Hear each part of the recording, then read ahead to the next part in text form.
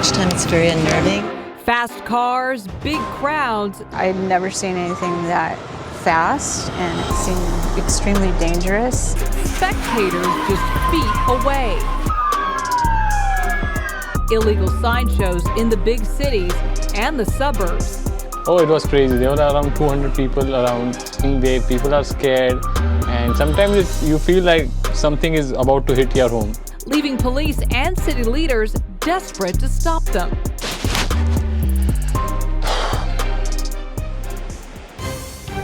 This is CBS News Bay Area with Elizabeth Cook. We've seen the stunts on our streets and even our own freeways, and police have tried all kinds of things to try to stop them. But sideshows just don't seem to be slowing down. And we've seen the damage they can do and how dangerous they can be. So what's the answer? Well, today we'll talk to a Bay Area County supervisor about the problem and his plan to get them off our streets. They are a thorn in the side of law enforcement all across the Bay Area. Sideshows blocking traffic and posing a danger to anyone who happens to be around them. And Macvic joins me with a look at what Bay Area cities are doing to try to get a handle on this. And yeah, it really is a problem, Liz. There is now a multi-city, multi-agency coalition in the works to try to share info on how to best crack down on the problem. But in the meantime, it really exists, as we know, all around the Bay Area. Here's an example of how out of control things can be. This sideshow happening about a month ago in San Jose. A person was hit by a car, and then when police tried to help, they became a target. Police released this video of spectators climbing on that patrol car, stomping on the windshields. An officer was slightly injured, and over the next few days, they did arrest all of these people on charges from inciting a riot and assault on a peace officer to felony vandalism. They also seized a 3D printer used to make firearms and 2 ghost guns, because a lot of these crimes do go hand in hand. In San Francisco, city crews are installing new speed bumps to try to stop sideshows. That is after about 24 big events so far this year. People who live near some of the hot spots are fed up.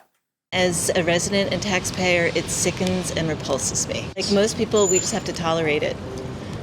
By that, I mean to say you can't go to the police because right now they're understaffed, and what are they going to do about it?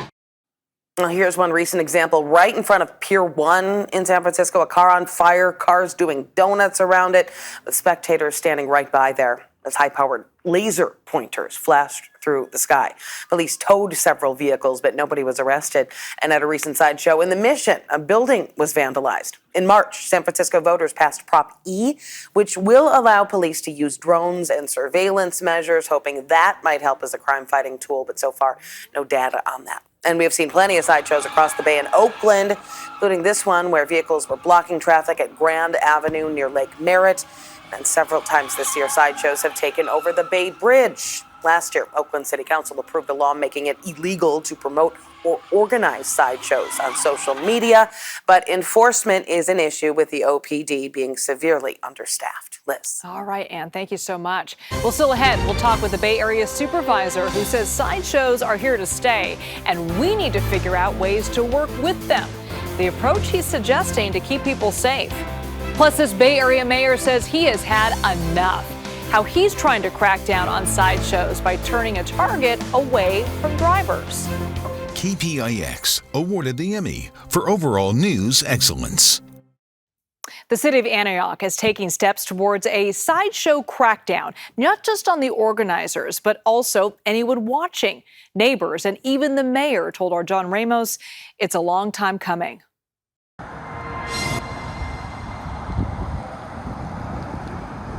In one neighborhood in South Antioch, nearly every intersection has the telltale tire marks of a sideshow. All the dogs start barking, people are scared, and sometimes you feel like something is about to hit your home. This man lives in a nearby home and says individual cars will often arrive at 3 o'clock in the morning just to practice for about 5 minutes. Mayor Lamar Hernandez-Thorpe has had enough. He says he's tried 3 other times to get his colleagues on the council to pass a sideshow ordinance without success. The city is trying, utilizing drones and installing small bumps in some intersections, but right now police have no authority to punish anyone except the drivers themselves. But some believe the law should also hold the spectators responsible, and perhaps most importantly, those who organize and advertise the mass sideshows. that has been the most effective tool we have as a city to stop sideshows, when we're proactive with law enforcement in finding those who are organizing these and dismantling them there. That's where we've been most effective. So to me, that was the most important part, because the reality is the spectator one, no one has used the spectator law. Pittsburgh has one, they've never used it. Some on the council thought the previous ordinances were too strict.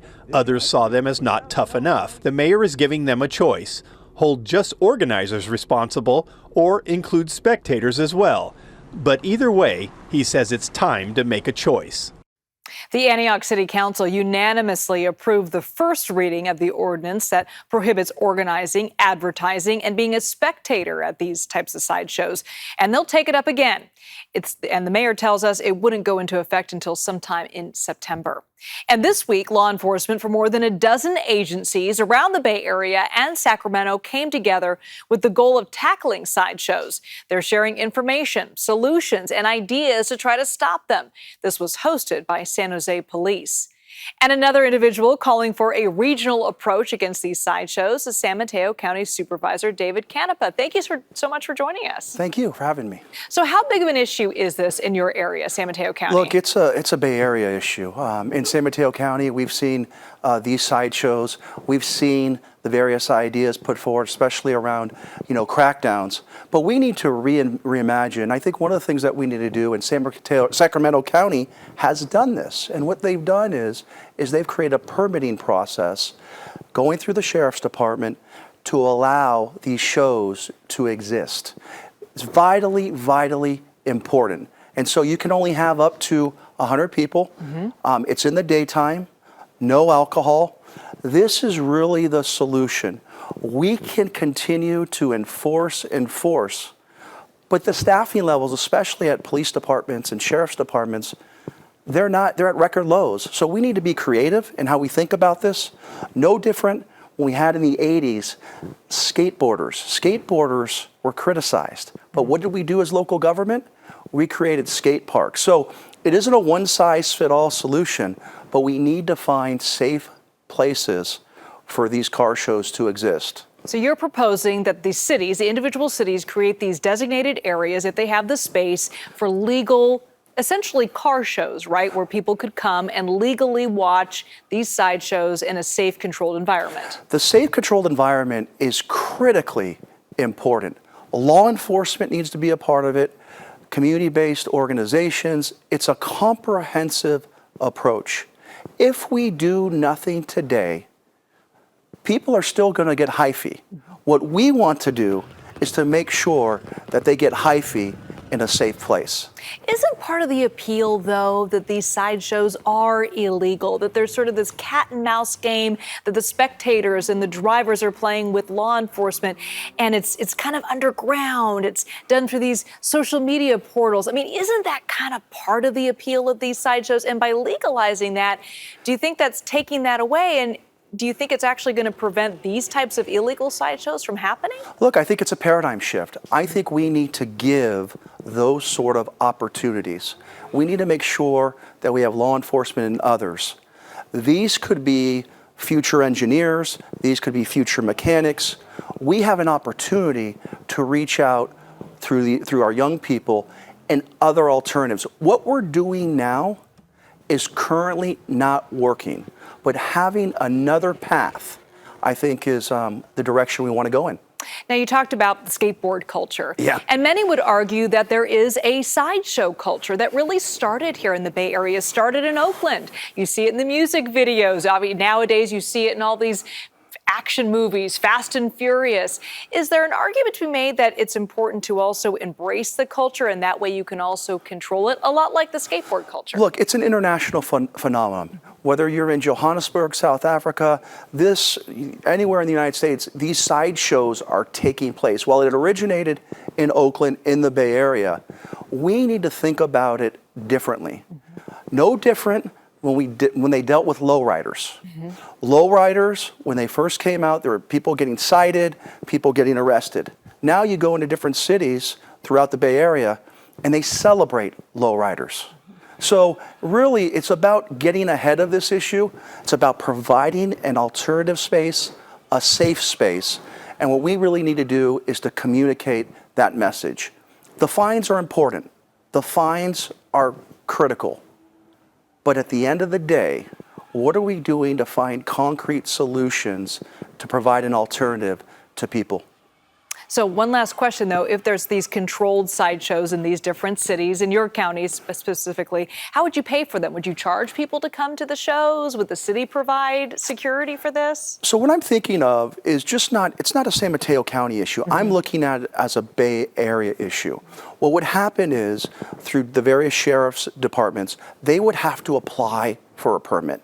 They'd go through this permit, there'd be certain regulations on time, how many people can attend, there'd be all these sort of regulations. What that would do is to make sure that we create a safe space.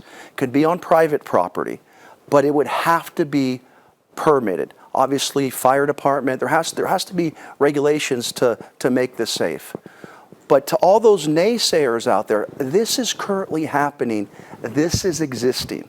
And so what we're trying to do is to provide a viable option for these sideshows. All right, Supervisor David Canepa, thank you so much for being here with us. Thank you for having me.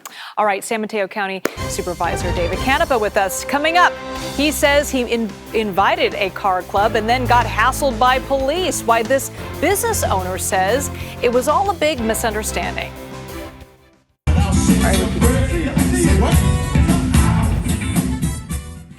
And the Stern Grove Concert Series continues this weekend with Grammy Award-winning group The Commodores.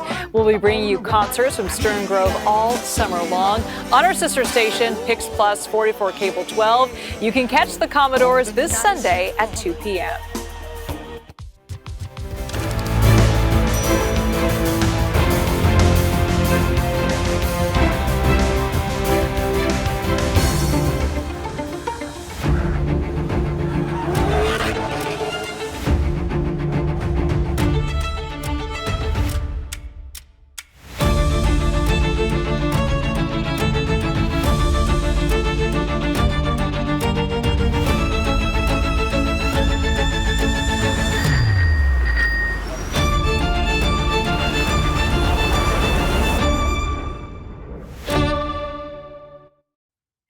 A Concord business owner says the grand opening of his boba tea shop drew concerns about what could become a sideshow.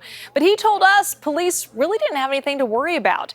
Ayani Muniz was getting ready to open Milk Tea Lab, and he let one of his friends post the invitation on a site called Bay Area Car Meets, inviting car owners. He says that also caught the attention of police and says a lieutenant threatened him with fines and ticketing if he tried to hold a, quote, unpermitted event.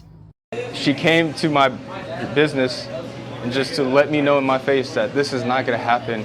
And I said, you know what, this is my grand opening.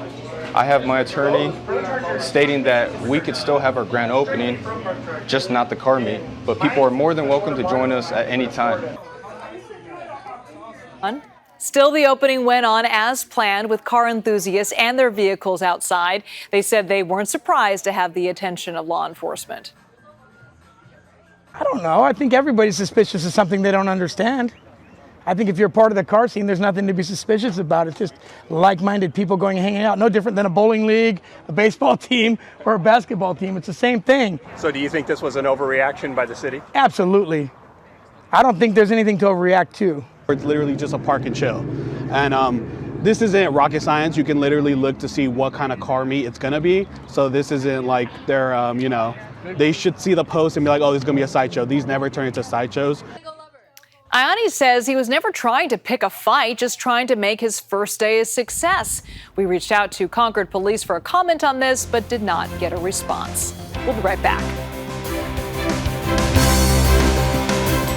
This is Pix Plus. More of what you want, more often. More local news in the morning and the primetime edition. The only 8 and 9 p.m. news. With Devin Feely, Elizabeth Cook, Juliette Goodrich, and Sarah Donchi. Groundbreaking original storytelling from the KPIX newsroom. Plus Bear Politics, Project Earth, and weather like you've never seen. The primetime edition. Weeknights on the new Pix Plus. 44 Cable 12. And thanks so much for joining us for today's conversation about Bay Area sideshows and how to stop them. We'd love to hear what you think. Are designated safe spaces the answer? Tougher penalties, maybe? Post your thoughts online using the hashtag KPIX. CBS Evening News is next. Local news continues on CBS News Bay Area.